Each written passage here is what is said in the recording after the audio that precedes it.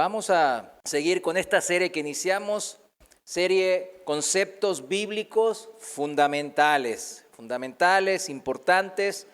importantes de saberlo. Siempre digo, cuando alguien sabe un concepto es porque lo puede explicar a alguien, a un niño, lo puede desmenuzar y simplificar y explicárselo a un niño. Por eso siempre los maestros de niños o de adolescentes, yo les digo que pues tienen un gran reto ahí.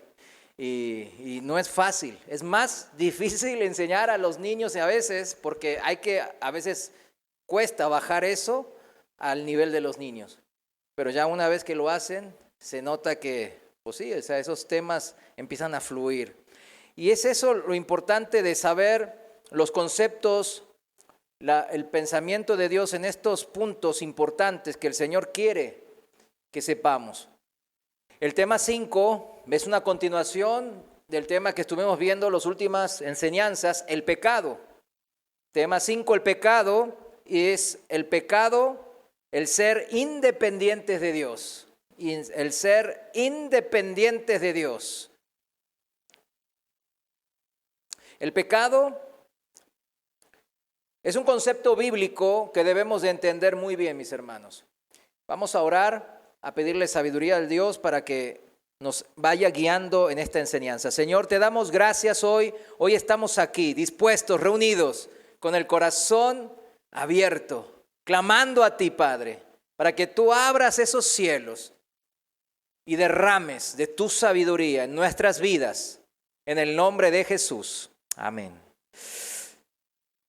¿Por qué decimos que el pecado es un concepto bíblico que debemos de entender muy bien? ¿Por qué? Porque si es algo negativo. ¿Por qué será?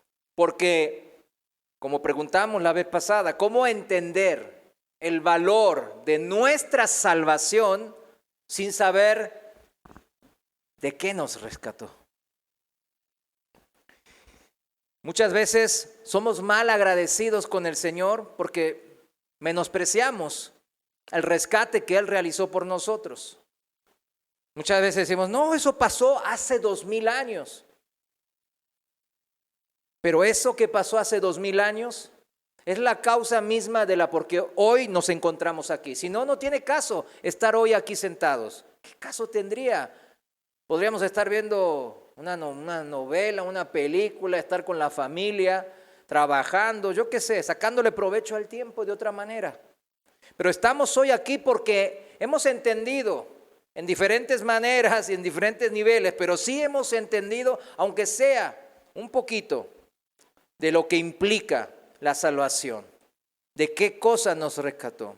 Y es eso la importancia del pecado, porque de eso nos ha rescatado ya el Señor. Tiempo pasado, tiempo del que cuando yo me humillé y me arrepentí ante el Señor. El significado original, o sea, el etimológico de la palabra pecado, es errar al blanco. O sea, errar a un blanco, eso significa pecado. Esto quiere decir que cuando pecamos, no acertamos y nos desviamos de lo que hubiera sido correcto hacer. Ahí está el tema, la acción, ¿no? Hubiese sido correcto hacer tal cosa, pero no la hicimos y nos desviamos. Cuando es con relación a lo que Dios determina y Dios nos manda, eso se llama errar al blanco y eso se llama pecado. Todos podemos ciertamente recordar momentos en que hemos dicho, hecho o pensado algo errado, algo malo, algo de lo cual después nos arrepentimos. ¿Cuántas veces lo hacemos? ¿Por semana? Quizás varias veces. Pero cuando la Biblia habla sobre el pecado, habla de algo mucho más profundo que eso. Algo que trae consecuencias eternas. Por eso es trascendental. El pecado, sabemos que tuvo su inicio en algún punto en la historia de la humanidad. El pecado entró en algún punto cronológico pasado y el relato bíblico nos los dice, nos los revela. Si vamos todos juntos a Romanos capítulo 5, versículo 12, Romanos capítulo 5, versículo 12. En la traducción viviente vamos a leerlo.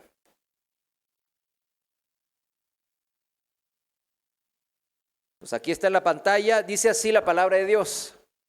Cuando Adán pecó, el pecado entró en el mundo. Aquí está. Recuerde Romanos 5:12, en donde nos señala exactamente el momento cronológico pasado en donde entró el pecado al mundo.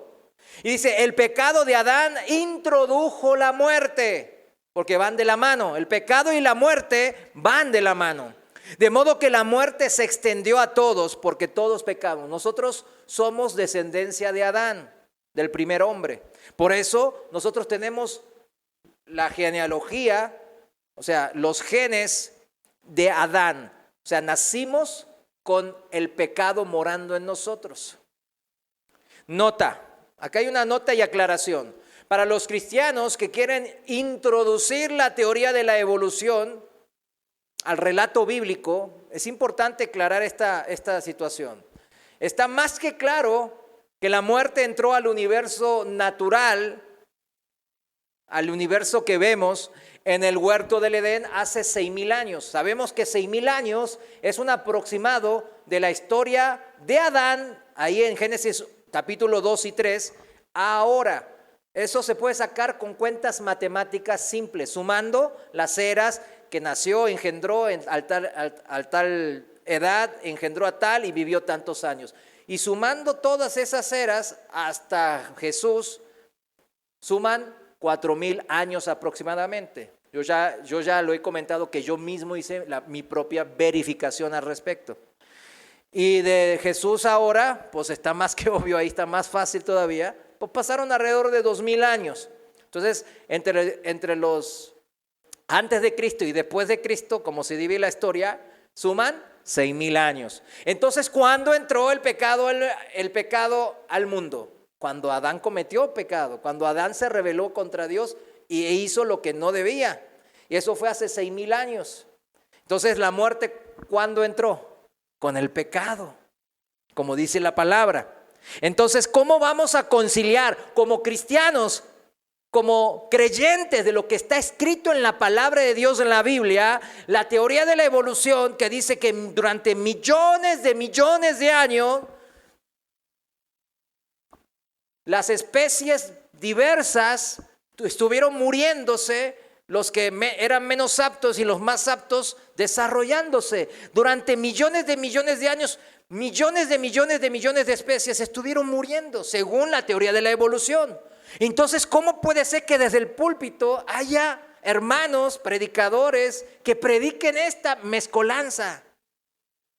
No tiene sentido. ¿Se dan cuenta que no tiene sentido? O le cree a Dios o no le cree. ¿Cómo pueden ser que los menos aptos, los que pues a la larga morirían, se extinguirían, ¿no? Pues entonces, ¿cuándo entró la muerte en acción? Por lo tanto, yo les digo, siempre la pregunta es esa: ¿a quién le cree? ¿Qué es verdad para usted en este punto? Y hay que tomar una posición bien férrea. O sea, no se puede estar ahí, pero puede ser, porque muchos científicos dicen eso y ellos son muy inteligentes. Pero dice que quisieron encubrir su pecado y se hicieron necios, la Biblia. Yo les digo bien claro que también hay muchos científicos que son cristianos y que explican, según el lente de la Biblia, todo lo científico y todas las eras. Todo está explicado de una manera mucho más sencilla, por medio de la palabra de Dios. O sea, la palabra de Dios es 100% verdadera. Yo siempre lo comento esto porque cuando sus hijos en el mundo, especialmente en las universidades, en la prepa, llegan a ese punto en donde se van a encontrar con esta mezcla, se van a encontrar de que ellos les indoctrinan con esto de que la teoría de la evolución. Y acuérdense bien, es teoría, yo siempre lo digo, no es ley. Jamás lo pudieron hacer ley, jamás. Y no quiero adentrar más en eso, pero después, si quiere, aparte le explico por qué no lo pudieron hacer ley. porque es imposible. Bueno, vayamos a Romanos 5 y leamos todo el pasaje. En Romanos 5:15, volviendo al tema entonces, el pecado entró por un solo hombre, Adán, trajo entonces la muerte a muchos. Romanos 5:15, en la traducción viviente seguimos, versículo 15 dice, pero hay una gran diferencia entre el pecado de Adán y el regalo del favor inmerecido de Dios. Pues el pecado de un solo hombre, Adán, trajo muerte a muchos, pero aún más grande es la gracia maravillosa de Dios y el regalo de su perdón para muchos por medio de otro hombre, Jesucristo. 16. Y el resultado, o sea, aquí está, subraya el resultado, ¿no? Del regalo del favor inmerecido de Dios es muy diferente de la consecuencia del pecado de ese primer hombre. Se está contraponiendo una cosa con otra, la consecuencia del pecado de Adán con la consecuencia de lo que hizo Cristo en la cruz. Pues el pecado de Adán llevó a la condenación, pero el regalo de Dios nos lleva a ser hechos justos a los ojos de Dios, a pesar de que somos culpables de muchos pecados. Amén. Es aquí que el apóstol Pablo nos explica lo valioso que es nuestra salvación. Nuestra salvación es valiosísima porque estábamos bajo la ira de Dios, bajo condenación segura. Imagínense, estar seguros que vamos a ser condenados. Yo sé que aquí pues nadie sufrió alguna condenación judicial o cosas como esa, pero bueno, en mi época que estaba en una empresa de directivo, me tocó vivir una condenación, pues no a mí, no, obviamente, a la empresa. Estuvimos en una pelea comercial y perdimos. Yo pensé que íbamos a ganar y perdimos de una manera injusta, pero perdimos. Y cuando el juez sentenció que perdimos, no sabes cómo me sentí que se me caía el mundo, porque también decía, tambaleaba mi trabajo. Entonces, ay, me van a echar. Pero también me sentí bien feo, se siente bien feo que le diga, pum, pum, culpable. Usted es culpable. Su empresa va a ser condenada a una multa y tiene que hacer esto y lo otro y con otra cosa. Híjole, se siente bien feo. Pero de eso, imagínense, de su vida. De esa vida que usted dice que luchar a favor de su vida, de su familia. Bueno, esa vida era segura la condenación, pero Jesucristo lo cambió por bendición. Eso es lo valioso de nuestra redención en Cristo. Haber sido justificado a pesar de que estábamos enfermos, enemistados con Dios, con esta enfermedad trágica que tiene consecuencias eternales. Por eso decíamos al principio que es fundamental entender el concepto de lo que es el pecado para poder entender y apreciar, valorar nuestra salvación. Y valorar debidamente el que fui yo redimido a alto precio de sangre. Es lo que yo me mantiene alejado del pecado. Cuando yo no valoro la sangre de Cristo, vieron que se habla mucho en la Biblia de la sangre de Cristo. Bueno, la sangre de Cristo no es que tenga poderes milagrosos, sino que está hablando del sacrificio en la cruz de Cristo. De aquella obra que nos libertó totalmente de la condenación segura. Entonces, eso es lo importante que nosotros valoramos y por eso rechazamos el pecado. Y eso es lo que nos mantiene, como dije recién, alejados de una vida en pecado, mis hermanos. Versículo 17 dice, pues el pecado de un solo hombre, Adán, hizo que la muerte reinara sobre muchos. Pero aún más grande es la gracia maravillosa de Dios y el regalo de su justicia. Porque todos los que lo reciben vivirán en victoria, subrayo, en victoria. ¿Sobre qué? Sobre el pecado y la muerte por medio ¿de qué? De un solo hombre. ¿Quién es? Cristo Jesús, Jesucristo. Wow. El que sabe qué es el pecado y cómo Dios lo aborrece. ¿Cuántos saben que Dios aborrece el pecado? Dios aborrece el pecado. Porque lleva a la muerte eterna, a la condenación sin fin, a los que Él creó y Él ama. Valorar esa salvación, valorar usted su salvación y cómo fue recibida por gracia, hace que podamos vivir por y para Cristo. Eso se los digo, yo sé que la experiencia pues debe ser la experiencia de todo cristiano, pero yo batallé muchos años y yo sé que muchos batallaron, otros son más dóciles, ¿no? Yo lo entiendo. Yo no era tan dócil y batallé muchos años, en donde sufrí muchísimo por andar batallando. Es que iba el pastor y me decía otras cosas.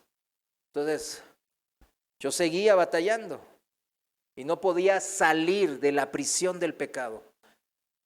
Pero no saben cuánta libertad sentí cuando me liberó el Señor, cuando comprendí que era por gracia, que debía yo de permanecer firme creyendo a pesar de cualquier circunstancia que se pueda vivir, de la peor de las circunstancias. Usted piense cómo estaban nuestros hermanos hace 2000 años en el Coliseo Romano. Usted abraza a su esposa, a sus hijos y ve a los leones salir. ¿Qué está pensando entonces? ¿Qué es el pensamiento que debería de tener ahí? ¿Cómo valoraron esos hermanos su salvación? Apreciaron la sangre de Jesús para poder decir, ni digno soy de ser comido por leones. Claro, hay un miedo, hay una lógica de que estamos en la carne, ¿verdad? Pero sí pudieron resistir y morir con dignidad, comido por leones. Decía Pablo, el vivir es Cristo. Todos sabemos, Filipenses 1:21, el vivir es Cristo, ya que el morir no es el fin de mi vida. Ya entendí el significado de mi salvación.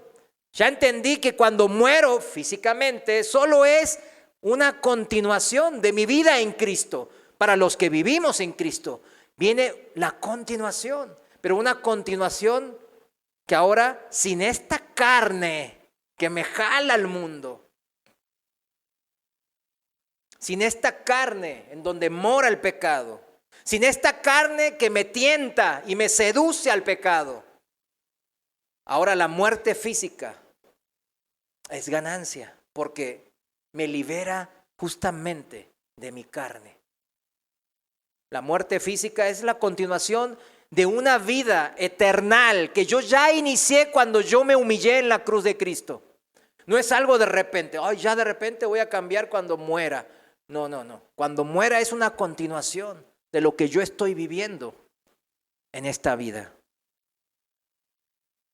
El pecado ya no tiene injerencia en mí absolutamente después de una muerte física, pero el pecado también yo ya no lo practico desde que yo me humillé ante el Señor. Ahora usted puede decir también como Pablo, entendiendo el valor de esta salvación, que el morir nos liberó de esta constante lucha contra el pecado que mora en mí. Por eso Pablo dice, el morir es ganancia. El morir es ganancia. Versículo 18, seguimos en Romanos 5, dice, así es, un solo pecado de Adán trae condenación para todos, pero un solo acto de justicia de Cristo trae una relación correcta con Dios y vida nueva para todos. Por eso me gustaba citar esta versión, esta traducción, porque lo dice un poco más claro, se entiende, ¿no? Un solo acto de justicia de Cristo nos trae ¿a qué? A una relación correcta con Dios. O sea, nos reconcilia con Dios, nos vuelve a dar esa amistad, cercanía comunión con el Señor, nos da una vida nueva en eso, o sea, en esta nueva relación. Pero tiene que haber esa relación. Si no hay esa relación, está difícil continuar esa relación en la eternidad. Por eso menospreciamos y por eso somos débiles ante el pecado. La consecuencia del pecado es muerte espiritual, es condenación eterna, no hay marcha atrás. Dice la palabra bien claro que es la muerte y luego inmediatamente viene el juicio. No hay marcha atrás, no hay un periodo de prueba intermedio. El periodo de prueba, si así lo podemos llamar, es ahora. Pero humillarme ante la cruz de Cristo, ese único acto de justicia es el único, subrayo único, acto de justicia que nos trae vida eterna. Eso nos lleva a la reconciliación con Dios. Nos trae a una relación, como recién leímos, correcta con Dios. A una vida nueva viviendo en la justicia de Dios. Ahora esa vida nueva en Cristo significa ya no según mis argumentos, que son engañosos, sino que es según los argumentos de Dios. Un Dios que no puedo ver con mis ojos naturales, por eso es por fe. Él me da esos argumentos a través de sus siervos que están escritos o en la Biblia o aquí en el púlpito o a través directo de su Espíritu que mora en usted, cristiano. Y es versículo 19, siguiendo ahí en el pasaje en Romanos, dice, versículo 19, dice, por uno solo que desobedeció a Dios, muchos pasaron a ser pecadores, pero por uno solo que obedeció a Dios, muchos serán declarados justos. Por la obediencia hasta la muerte y muerte de cruz de nuestro Señor Jesús, nosotros fuimos declarados justos. ¿Nosotros quién? Los que elegimos creerle a Dios, que escuchamos la palabra de Dios y decimos, sí, yo lo voy a creer. Aunque suene medio loco, medio fabulesco, aunque no lo entienda al 100%, yo elijo creerle a Dios. Y a ellos, o a nosotros mejor dicho, el Señor nos declara justos. ¿Para qué? ¿Para vivir la vida que vivía antes? No, para vivir declarando la justicia de Dios en mi vida. Es así como por nuestra obediencia también, especialmente a los padres, a los abuelos, nuestros hijos también pueden alcanzar la salvación porque ven en nosotros el ejemplo de Cristo. Es imposible si no. Muchos hijos, aún dándoles buen ejemplo, se desvían. Por eso, si le creímos y vivimos confiando en Él, pues su modo de vida de obediencia, el modo de vida de Cristo era ¿qué? Obediencia al Padre. Entonces, ese modo de vida de Jesús debe de permearse a mi vida, que yo también la vivo en la victoria sobre el pecado. Yo la vivo, sino que estamos diciendo que Cristo fue tentado y tropezó en el pecado. ¿Vieron esos evangelios apócrifos en donde Cristo se casa, tiene hijos, que como no quería morir en la cruz, muere otro por él? Ya digo, cada cosa, yo a veces digo, pero la esencia, no entienden la esencia de cómo discernir que es apócrifo o no, porque después los incrédulos preguntan, ¿y cómo sabes que eso es apócrifo? Porque no está en la Biblia y Dios tiene el poder para defender su palabra. Si vemos la historia de cómo algún día lo diremos, ¿no? Cómo la Biblia fue protegida a lo largo de 2000 años. Cómo fue protegida y vino a nuestras manos. Es un milagro, mis hermanos. Es un gran milagro. Pero la victoria de Cristo es la nuestra. ¿Sabe por qué? Porque nosotros también vivimos en la victoria del Señor. Venciendo al pecado, venciendo al demonio y no siendo vencidos por él. Pero ¿qué pasa con muchos cristianos también incluso, ¿no? Del mundo, que no se diga? ¿Qué pasa? El deseo desde Adán y Eva de ser independientes de Dios les gana, nos gana. El cristiano, el deseo es de ya no querer ser más independientes de Dios, sino totalmente dependientes de Dios. Escúcheme bien, totalmente dependientes de Dios. Ahí en donde usted no quiere sujetarse a Dios, en donde usted le mete su argumento y dice, en 90% en todo, Dios, yo te hago caso. Pero en esto, mira, déjame a mí, yo soy, mira, tengo 40 años trabajando de esto, Así que en esto déjame a mí, yo lo hago bien, lo hice siempre bien. Y por eso aquí estoy.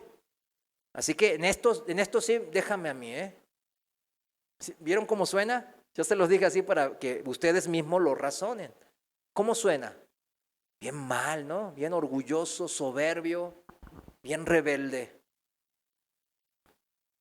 Es totalmente dependiente. El cristiano quiere por naturaleza, por esa nueva naturaleza que el Señor nos dio, ser como Cristo, totalmente obediente al Padre y vivir en esa justicia del Padre, venciendo el pecado.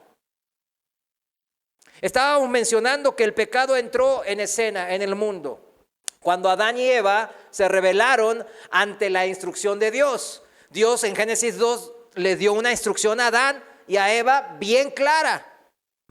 Y ellos en Génesis 3 desobedecieron a Dios, rompiendo la comunión que tenían con Dios porque querían ser independientes de Dios. A mi manera, por mi propia fuerza e inteligencia, yo quiero valerme por mí mismo. Vamos a ir a Génesis 3, al relato bíblico ahí en el Edén, para nosotros pues basarnos bíblicamente y saber defender este relato. Génesis capítulo 3, versículo 1 de la traducción viviente. Seguimos en la traducción viviente. Génesis 3:1 dice así: la serpiente antigua, ¿no? El diablo, era el más astuto de todos los animales salvajes que el Señor Dios había hecho. Cierto día le preguntó a la mujer: ¿de veras Dios les dijo que no deben comer del fruto de ninguno de los árboles del huerto? El diablo premeditadamente, o sea, no fue casual, y de manera engañosa, con el afán de que caigan en la trampa, o sea, poniendo como una trampa, como un cazador que pone una trampa, comienza así la conversación sembrando ¿qué cosa? Duda. Acuérdense, la confianza en Dios, la duda o la incredulidad de lo que Dios dice. O sea, el diablo siembra ¿qué? Duda. Versículo 2, claro que podemos comer del fruto de los árboles del huerto, contestó la mujer. Pues claro, ¿dónde estabas tú? ¿No era que eras inteligente, serpiente? Era obvio que se puede comer de todo, sino ¿para qué los puso tantos árboles si el Señor nos ama? 3, es solo del fruto del árbol que está en medio del huerto del que no se nos permite comer.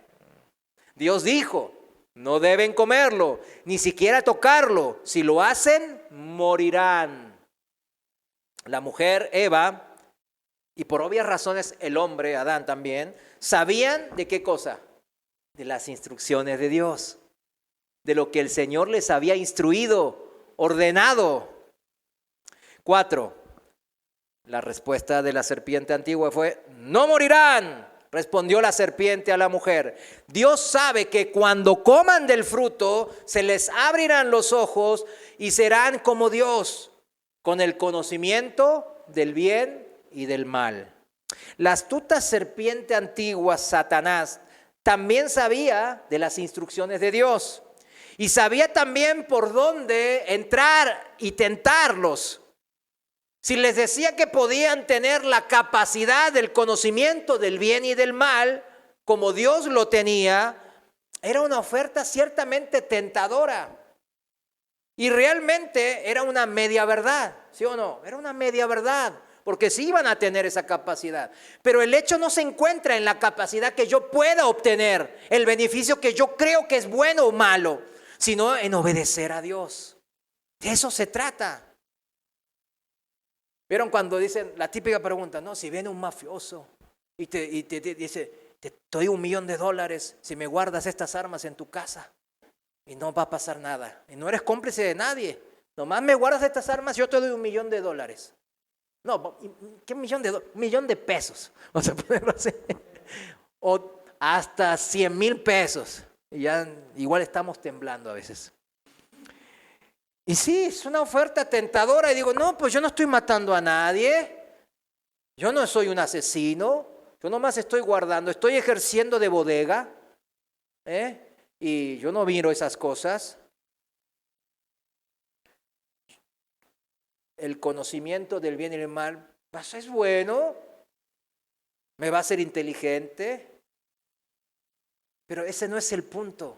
De si es bueno o malo, si me va a hacer más inteligente, si voy a tomar decisiones que me convengan o no. Sí, el punto es obedecer o no, creerle o no a la instrucción de Dios. Era una oferta tentadora que hizo el diablo al hombre y a la mujer de no depender, escúcheme bien, de no depender de Dios para saber qué es bueno y qué es malo. Resulta razonable, lógico, en primera instancia, ¿no? Le podemos ser de ayuda a Dios. Ya no le vamos a hacer tanta carga al Señor, porque nosotros mismos vamos a ver discernir por nuestra propia cuenta. No necesitaremos de las instrucciones de Dios, ya que nosotros mismos podríamos discernirlo. Esos fueron seguramente los pensamientos de ellos. Quizás con muy buenas motivaciones lo pensaron de esa manera. Si nosotros podemos conocer el bien y el mal, pues ya no molestaremos al Señor todo el tiempo. No seríamos como niñitos muy dependientes de Él. Ya no le quitaríamos tanto tiempo al Señor. Nos podríamos cuidar por nuestra propia cuenta. Pero de buenas intenciones están llenas las cárceles, mis hermanos. Están llenas. ¿Sabes cuánto me doy cuenta cuando voy ahí a Puente Grande? Cuando el hermano no, porque cuando alabamos todos, están los hermanos, híjole, tienen, yo a veces digo, ay, ¿cómo estaría tener un celular? Porque ahí nos sacan el celular todo, entramos sin nada, ¿no? Pero qué ganas tengo, porque saltan y están ahí, dance y dance. Así como ahora están enseñando ahí en Colón, ¿verdad? De la alabanza, la adoración, y vemos un poco más así de ahínco, ¿verdad? De expresión.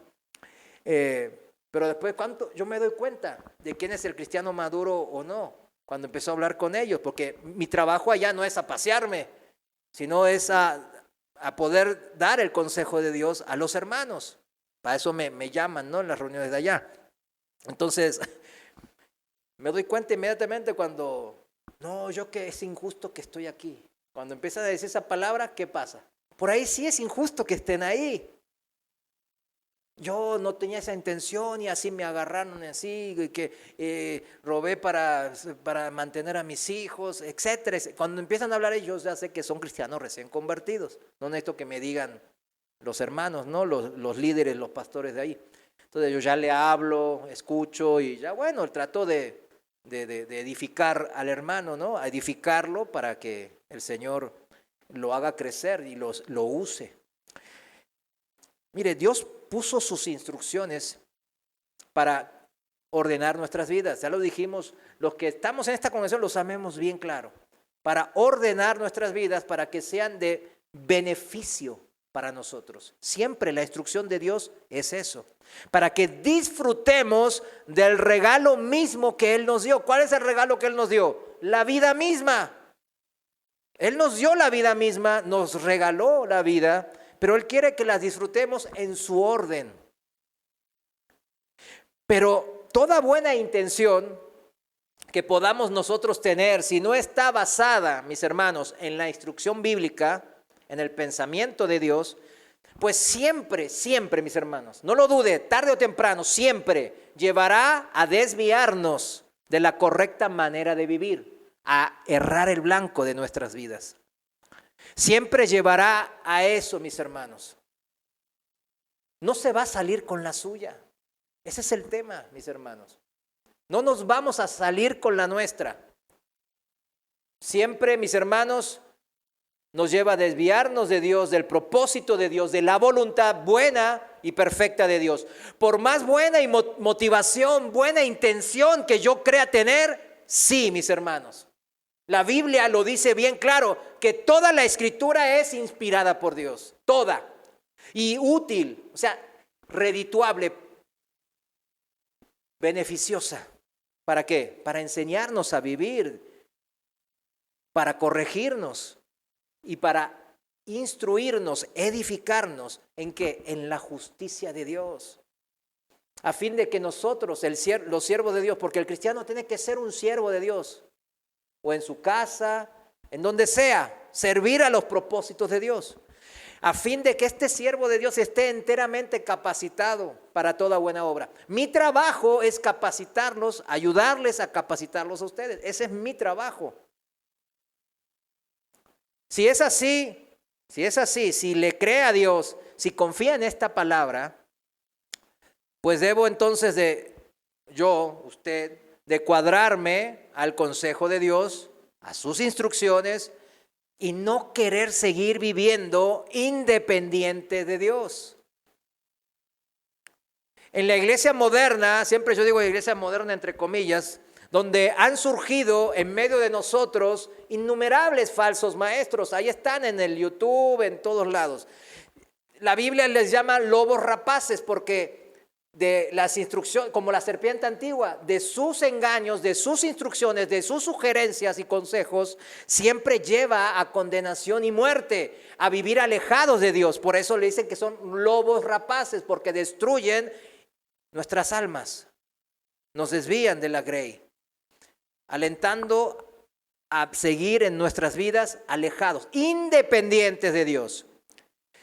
Nos dicen muchos maestros que hay ahora que no importa que seas idólatra, que ames más al dinero y que las cosas materiales son más importantes o tan más importantes como las cosas del reino de Dios. No importa que sigas siendo borracho, mentiroso, ladrón, no perdonador en el corazón, LTBQ, mientras hagas o cumplas ciertos requisitos.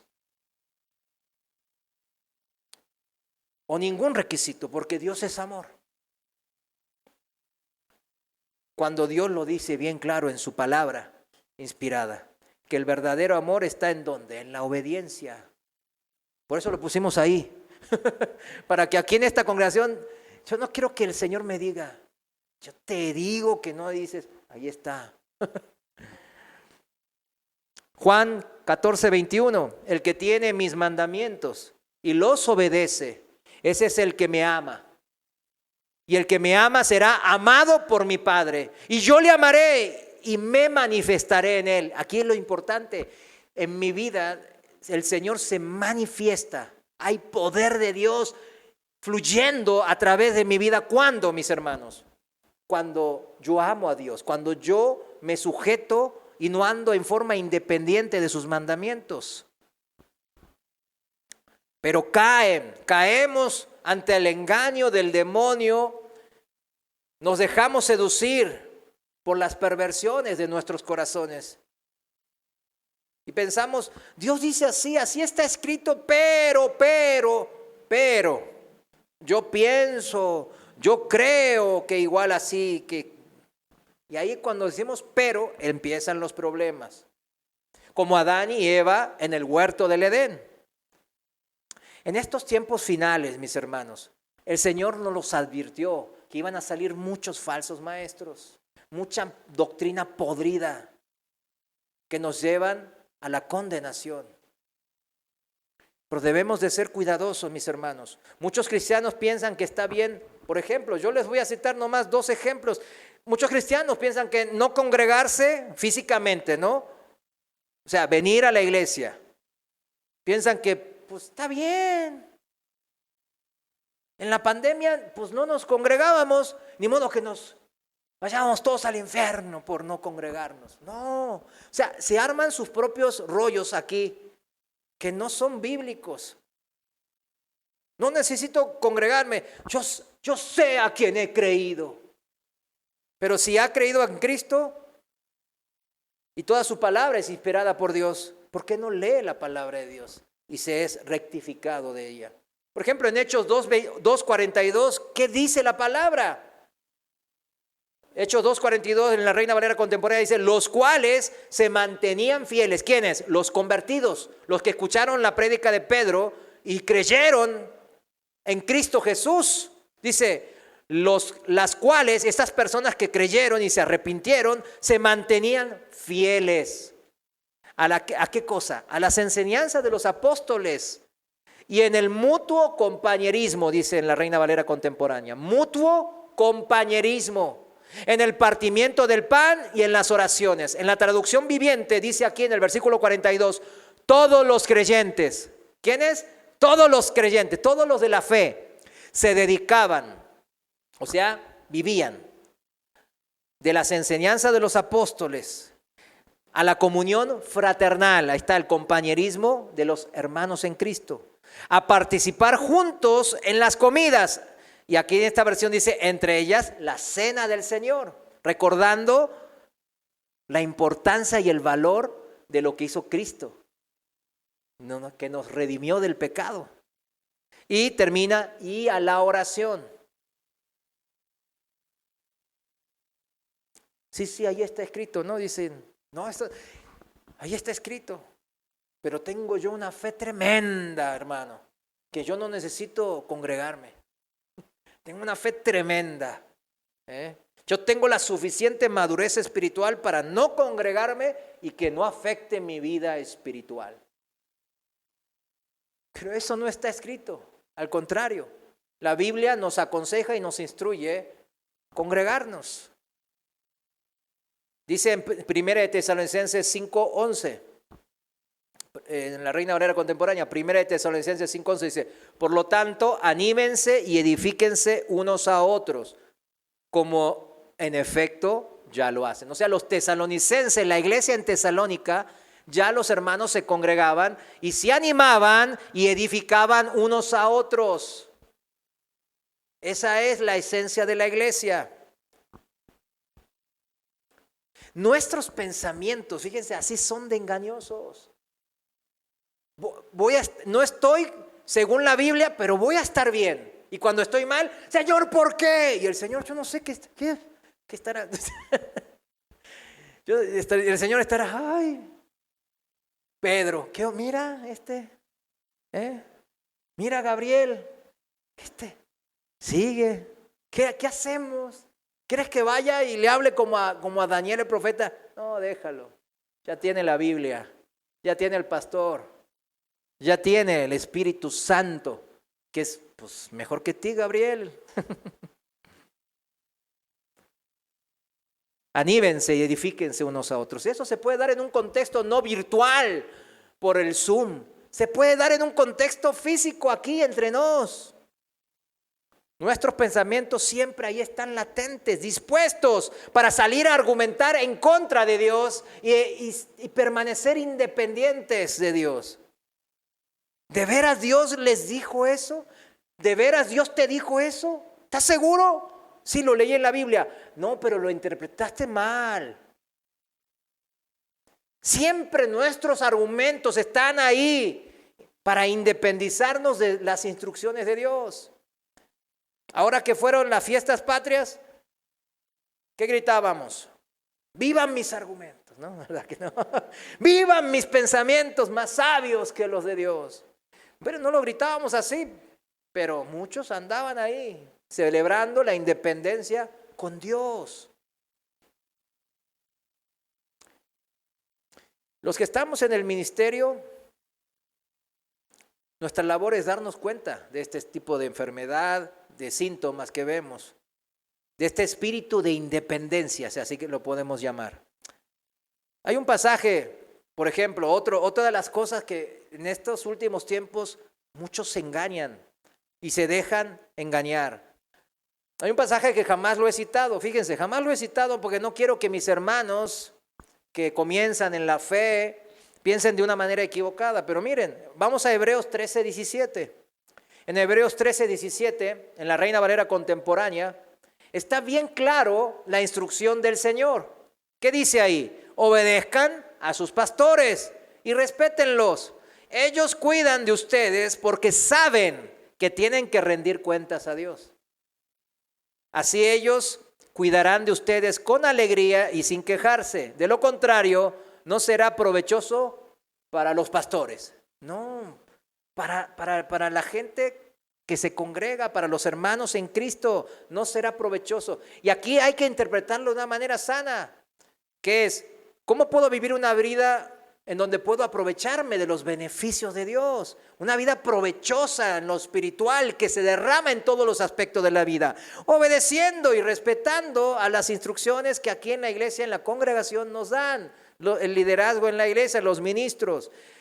Y así, mis hermanos, me puedo ir con muchas instrucciones en la Biblia. Hay muchas, que nosotros, y especialmente en estos tiempos finales que vivimos antes de la venida de Dios, que pensamos que no son mejores nuestras ideas y propuestas que estas cosas que Dios nos está diciendo ahí o por medio del hermano que está en el púlpito. Volvamos a Génesis capítulo 3. Génesis capítulo 3, versículo 6, donde nos quedamos en la historia ahí. Y fíjense, después que la serpiente le dice, no morirán, o sea, le anda ahí, ya la engatusó, ya la sedujo y la desvió para que errara el blanco y ciertamente, fíjense cómo dice, la mujer quedó convencida. Vio que el árbol era hermoso y su fruto parecía delicioso. Y quiso la sabiduría que le daría, subraya eso. Y quiso, ¿qué cosa? La sabiduría que le daría ese fruto. ¿Qué quiso? ¿Obedecer a Dios o quiso la sabiduría que veía ahí, que estaba ahí tan hermosa? Así que tomó del fruto y lo comió, lo pasó a la acción. Después le dio un poco a su esposo, influenció en sus seres queridos. Y él también comió. ¿Usted quiere la sabiduría, entre comillas, que le aleja de Dios? Es la sabiduría que nos propone el mundo, que nos enseña cómo ser independientes de Dios. Yo a veces digo que las universidades de ahora, híjole, o sea, tengan cuidado, nomás enseñan a cómo ser ateos, a cómo alejarnos y ser independientes de Dios. Cuando su hijo, no lo dude, vaya a la universidad, si es que va y le diga, yo soy cristiano, le va a entrar un bullying tremendo. ¿A poco eres un tonto religioso? ¿Todavía crees en esas fábulas escritas? Y lo dicen por ignorancia, obviamente. Pero ¿a cómo va a mandar a su hijo? ¿Bien armado, con la armadura de Dios? ¿O lo va a mandar a ver qué? Lo van a transformar en un independiente de Dios, en un ateo. Dios nos creó a su imagen y semejanza. Y con esto quiero cerrar con esta idea para que lo entendamos bien. Dios nos creó a su imagen y semejanza y eso quiere decir que somos seres independientes. Escúcheme bien. ¿Somos seres independientes?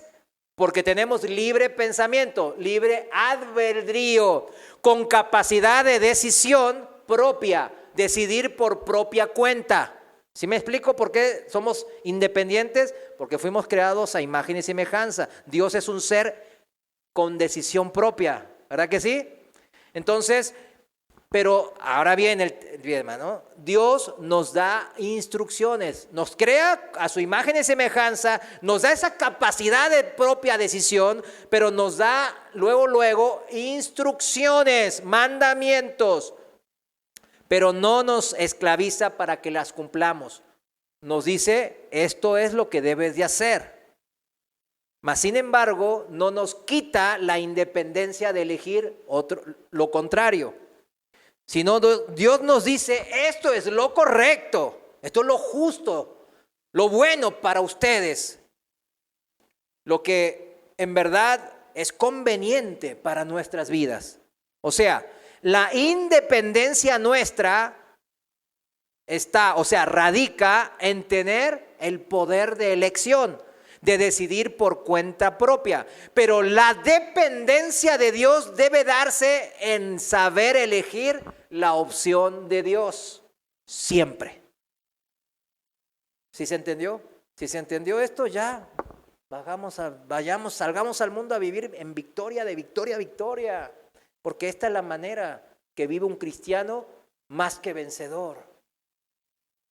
Saber, gracias Señor que no me hiciste como un animal por instintos o algo, un objeto inanimado, sino que me diste a tu imagen y semejanza poder decidir. Señor, estoy agradecido que no soy un autómata esclavizado por lo que tú quieres, sino que me diste capacidad de elección, pero me diste también una instrucción porque me amas y me quieres ver prosperado, me quieres ver en victoria sobre victoria. ¿Cuántos quieren ver a sus hijos en victoria sobre victoria? Todos. ¿Quién quiere ver a su hijo?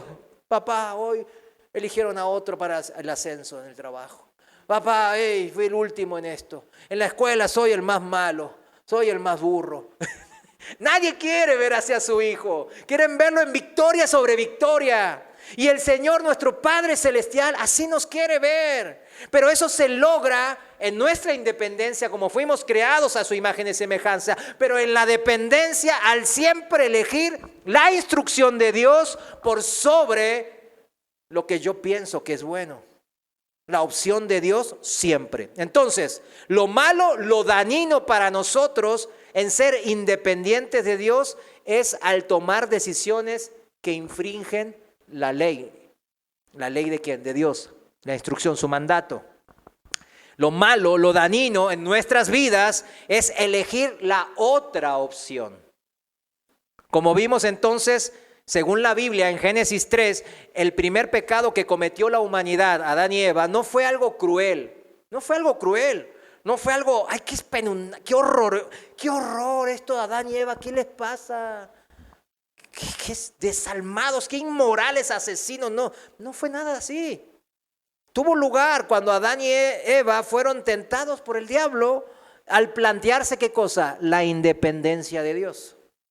Para poder decidir por ellos mismos lo que era bueno y lo que era malo. Eso fue el problema.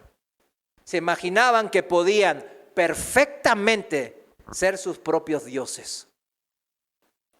Así que tomaron del fruto prohibido. Esa es la historia del Edén. Por eso cuando no digan, no, pues esto, ¿qué le hace una mancha más al tigre? No, al tigre es la raya, ¿no? ¿Qué le hace más una raya más al tigre? No diga así, porque en el jardín del Edén no es que Adán y Eva, ay, qué horror, no. No, pues comieron del fruto que Dios le dijo que no. Ay, Dios no, si es amor, ¿por qué no? Pues, los hubiese perdonado, o sea, aparte la fruta estaba rica. ¿Y por qué la hizo tan bonita entonces?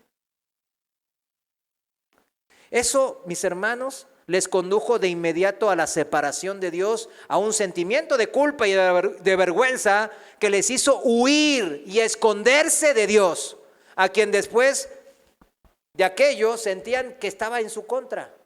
¿Cómo se sentían? Dios me va a regañar, Dios está en contra mía. ¿Se fijan cómo es el ser humano? ¿Dios estaba en contra de ellos? Claro que no. Pero así ellos se sentían, por eso se escondían. No, me va a regañar el Señor y está en contra. Ay, es muy enojón el Señor. Todos nosotros lo hemos seguido en este mismo camino descendente, mis hermanos, de desobediencia y de independencia. Pero vivir así es vivir una mentira, una irrealidad. Él nos ha creado a nosotros como criaturas de Dios. Vivir alienados e independientes de este Dios que nos creó es contrario a la misma ley fundamental de nuestra existencia. Somos hechura suya, dice Pablo en Efesios. ¿De quién es hechura usted? Y es por eso, mis hermanos, de que somos hechos por Él, somos hechura de Dios, que está escrito en su palabra que pecar, errar al blanco, es infringir la ley de Dios. Y por eso lo grave, cito la última, Primera de Juan 3:4. Primera de Juan 3:4 dice, en la Reina Valera contemporánea, todo todo aquel que comete pecado quebranta también la ley, pues el pecado es quebrantamiento de la ley. Más claro, ni el agua. Nosotros conocemos los peligros que corremos si no tenemos en cuenta con las leyes físicas que creó nuestro Creador Dios. Por ejemplo, la ley de la gravedad. Si yo digo, no, pues no creo en la ley de la gravedad y me tiro por acá y no me voy a caer y me caigo y después le echo la culpa a Dios. ¿Por qué me caí, me quebré la pierna? Pues es que hay una ley de la gravedad. Que no quieras creer no significa que deje de existir la ley de la gravedad. Otro ejemplo, las leyes de la electricidad. Supongamos que un hombre compra una estufa eléctrica, pero no lee las instrucciones del constructor de la estufa. Lo conecta como le parece mejor y lo usa como le parece en gana. Entonces la estufa se sobrecalienta porque dice que no la tengan todo el tiempo prendida y ahí la tiene él prendida porque era invierno para calentarse. Ay, qué bonito se siente. Ay, ay, ay. Y se descompone, genera un cortocircuito, él al intentar sacarla se electrocuta y se muere. Y después llega allá con San Pedro. ¿Por qué, Señor? ¿Por qué permitió el Señor que sufra tanto en esta vida y me muera de esta manera tan horrorosa? Podemos sentir lástima por personas así, pero muchas veces nosotros somos esa persona. Deberíamos de considerar a una persona así como un tonto imprudente por no hacerle caso a las instrucciones del constructor de la estufa eléctrica y no tener en cuenta las leyes de la electricidad. De forma similar, y llevándola a la analogía espiritual, rechazar y desobedecer las leyes morales y espirituales del Creador conduce a una catástrofe moral y espiritual. ¿Cuándo? Siempre, siempre. Es la raíz de los muchos síntomas que vemos aquí del pecado a nuestro alrededor y en nuestras vidas también. Recordemos, hemos profundizado para entender el significado del pecado. ¿Para qué? Para valorar nuestra salvación. Volvamos por último a Romanos capítulo 5 para cerrar ahí en el versículo 20. Nos quedamos en el 19. Lo voy a leer en la Reina Valera contemporánea ahora. Romanos 5, 20 y 21. Reina Valera contemporánea. Dice así la palabra de Dios: la ley se introdujo para que abundara el pecado. Pero cuando el pecado abundó, sobreabundó la gracia, para que así como el pecado reinó para traer muerte, también la gracia reine por la justicia para darnos vida eterna mediante Jesucristo nuestro Señor. Fíjense, también la gracia reinó por ¿qué cosa? Por la justicia. Lo lleva siempre el Señor a la acción para darnos vida eterna. La gracia de Dios ya reina en nuestras vidas, la recibimos por gracia cuando creímos, nos arrepentimos ante el Señor. Y la gracia de Dios fluye porque ya vivimos en su justicia, ya vivimos en la justicia de Dios. Por eso la vida victoriosa sobre el pecado y la muerte, que recién citábamos en Efesios 2:10, nosotros somos hechura suya, decíamos, porque hemos sido creados en Cristo Jesús para realizar buenas obras, concluye el apóstol.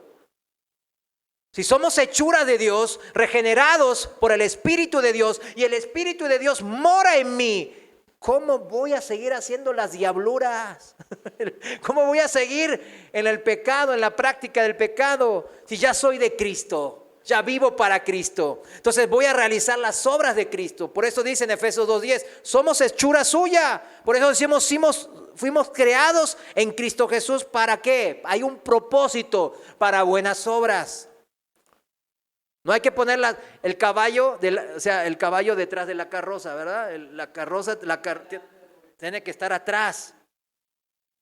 Si está delante de la carroza, ¿qué significa? Que pienso que me voy a salvar por cosas buenas que yo hago. Eso está mal. Aquí el caballo va adelante. La gracia de Dios, la obra de Dios que nos hace justificados delante de Él. Yo le creo a eso. Y eso nos lleva a una vida en Cristo, que no practica el pecado, sino que practica la justicia de Dios. Primera de Juan, denme este último versículo. Primera de Juan 3:7, ya le vengo diciendo el último hace 3 versículos. Primera de Juan 3:7, en la Reina Valera contemporánea, dice así: hijitos, que nadie los engañe. Acuérdense de estos falsos maestros que estamos citando. Hijitos, que nadie los engañe. El que hace justicia es justo, así como Él es justo. Suena hasta muy obvio, ¿verdad? Hasta redundante. El que hace justicia es justo. ¡Claro!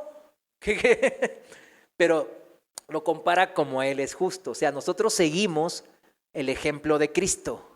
Entonces, en la traducción viviente dice, cuando una persona hace lo correcto, o sea, decide por la opción de Dios, la instrucción, seguir la instrucción de Dios, demuestra que es justa. Así como Cristo es justo, porque Cristo fue obediente hasta la muerte. Siguió la instrucción de Dios hasta las últimas consecuencias. Versículo 8, 1 Juan 3:8. El que practica el pecado es del ¿quién? Es del diablo. Porque el diablo peca desde el principio. Para esto se ha manifestado el Hijo de Dios, para deshacer las obras del diablo. O sea, si no, ¿para qué vino Cristo? ¿Para que sigamos viviendo en el pecado? No, vino para deshacer las obras del diablo. ¿En dónde? En la vida del otro hermano, de mi esposo el ogro. No, en mi vida. En mi vida. Jesucristo ya ha venido en la carne para morir por mi pecado, para darme la esperanza de la resurrección y de la vida eterna. Ya conocemos el valor de esta manifestación del Hijo de Dios, nuestra salvación. Y esa es la que nos va a mantener alejados del pecado y de no tratar de seguir siendo independientes de Dios, sino absolutamente dependientes. Cerramos 9 y 10, dice, todo aquel que ha nacido de Dios. ¿Cuántos nacimos de Dios? Amén. No practica el pecado, porque la simiente de Dios permanece en él y no puede pecar porque ha nacido de Dios. En esto se manifiestan los hijos de Dios y los hijos del diablo. O sea, aquí hay una clara separación para el que no sabe dónde está. Todo aquel que no hace justicia ni ama a su hermano, tampoco es de Dios. Así de claro lo pone el Señor. Por eso la gracia de Dios reina en mi vida cuando practico la justicia de Dios y no practico el pecado. Por eso soy más que vencedor y ando en victoria sobre victoria cuando yo quiero elegir la instrucción de Dios por sobre mi alma rebelde que quiere alejarse de Él e independizarse. ¿Cuántos le creemos en esto? Póngase de pie.